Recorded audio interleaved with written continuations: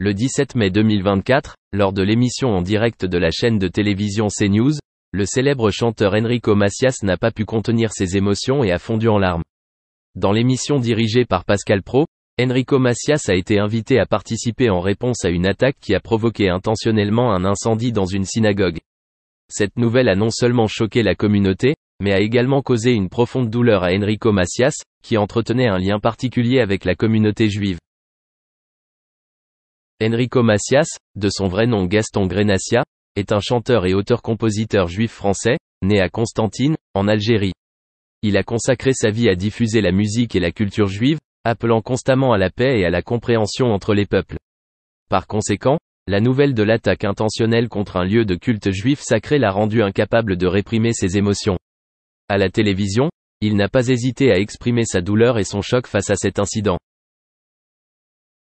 Le présentateur de CNews, Pascal Praud, a contacté directement Enrico Macias pour connaître sa réaction face à l'incident. L'émotion de Macias n'était pas seulement une réaction personnelle mais reflétait aussi la douleur de toute une communauté.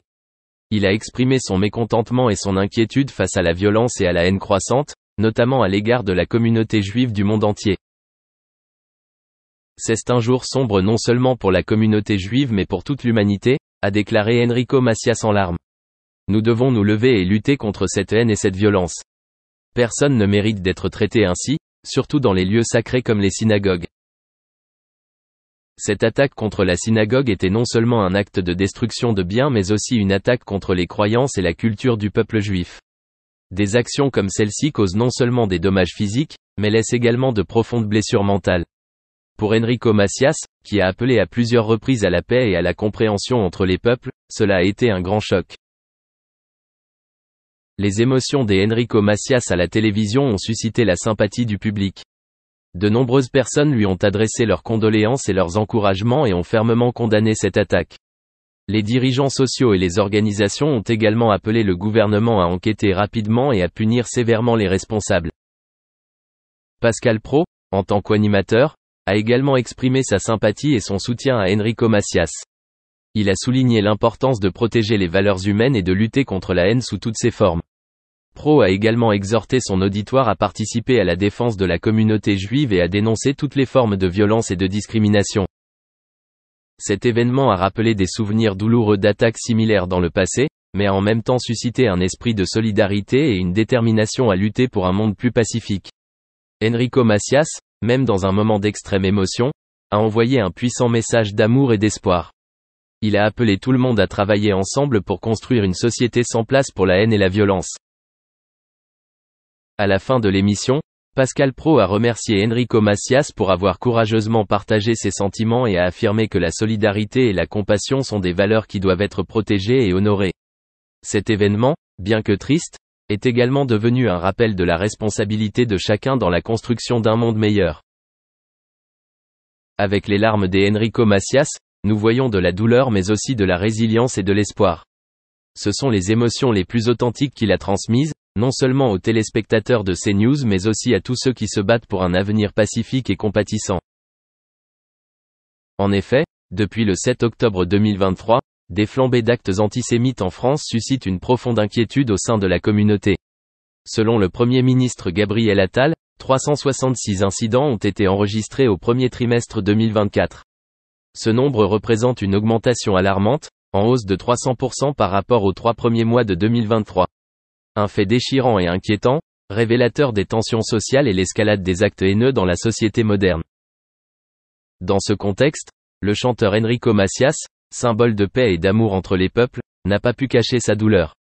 En tant que juif et artiste ayant consacré sa vie à la musique et au message de paix, Enrico Macias s'est exprimé avec une profonde émotion. Je souffre, je suis dévasté par tout ce qui se passe. Il a souligné que ces événements constituent non seulement un problème pour la communauté juive mais aussi un problème pour l'ensemble de la société, une menace pour les valeurs humaines et la solidarité que nous défendons toujours. Enrico Macias se prépare pour sa 28e représentation à l'Olympia demain soir. Pour lui, il ne s'agit pas d'un simple concert, mais d'une célébration de l'espoir et de la pérennité des valeurs qu'il a toujours honorées tout au long de sa carrière. Pour moi, cela doit être une célébration continue, une célébration de l'espoir, a-t-il déclaré. Ces paroles reflètent sa conviction inébranlable que la musique et l'art peuvent apporter réconfort et espoir, même dans les moments les plus sombres. La multiplication des actes antisémites constitue non seulement un défi pour la communauté juive de France mais aussi un signal d'alarme pour le monde entier sur les dangers de la discrimination et de la haine. À une époque où nous devrions évoluer vers une société ouverte et diversifiée, ces incidents nous rappellent que la lutte pour la paix et le respect mutuel reste difficile. Le Premier ministre Gabriel Attal s'est exprimé avec force sur la question, affirmant que le gouvernement ne tolérerait aucun acte de haine et s'est engagé à faire tout son possible pour protéger ses citoyens. Une sécurité renforcée dans les zones sensibles, des mesures éducatives de sensibilisation et de solidarité communautaire sont des mesures nécessaires et urgentes.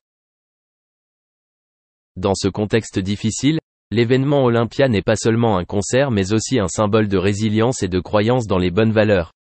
La présence d'Enrico Macias sur scène n'est pas seulement un hommage en tant qu'artiste mais aussi un rappel que, malgré toutes les difficultés, nous ne devons jamais renoncer à l'espoir et à la foi en un avenir meilleur. Enrico Macias est devenu une voix de paix, un flambeau brillant dans la nuit noire, et sa prestation à l'Olympia sera certainement un moment spécial, non seulement pour lui mais pour tous ceux qui aiment la paix et la justice. À ce moment-là, sa musique résonnera comme un appel à nous tous, rester fermes, persévérer et croire au pouvoir de l'amour et de la solidarité. Pour l'avenir, nous avons besoin de plus de voix comme Enrico Macias, de personnes prêtes à se lever et à défendre les nobles valeurs de l'humanité. C'est seulement alors que nous pourrons espérer un monde où il n'y aura plus de place pour la haine et la discrimination, un monde où chacun pourra vivre en paix et se respecter les uns les autres. Sur la bande originale d'un film de la star de l'époque, Eddie Murphy. Il s'agit du film connu sous le nom de Boomerang. Outre le fait que son solo intitulé Love Should Have Brought You Home est devenu un grand succès, elle a également pu créer une chanson avec Babyface. C'est un succès retentissant qui la place sur le devant de la scène. Elle sort un premier album en 1993 qui bat des records, en établissant un exploit plus élevé que les chansons précédentes. Elle a également sorti une autre chanson intitulée Breathe Again, après quoi elle en a sorti une autre intitulée You Mean the World to Me, et ces chansons s'envolent auprès du public et la hissent au rang de star. Elle était sur une bonne lancée. En 1995, sa popularité a augmenté après avoir remporté les Grammys du meilleur chanteur R&B féminin et du meilleur nouvel artiste. Elle a également obtenu un autre prix pour avoir enregistré et publié avec succès la chanson intitulée Breathe Again. Après de longues heures de travail avec Babyface et L.A. Reid, elle sort un autre album intitulé Secrets en 1996. Il s'agit d'un des plus grands succès mondiaux jamais enregistrés pour un artiste féminin. Les fans sont plus qu'au rendez-vous et c'est une consécration. Le premier single de cet album, intitulé You're Making Me High, est certes un peu chaud bouillant, mais attention, à ce jour, il est toujours considéré comme une pépite R&B. Le deuxième titre, Eclipse, est pourtant loin de ce titre. Il s'agit du célébrissime Don't Break My Heart. Cette chanson est ni plus ni moins une légende et elle passera plus de 11 semaines dans le top 10 des charts. Tous les singles comme How Could an Angel Break My Heart et I Don't Want To, malgré leur fantastique ascension, n'auront pas le même succès que celui-ci, mais cela n'a pas du tout dérouté Toni Braxton. En 1997, elle remporte un autre prix pour la meilleure musicienne pop puis R&B.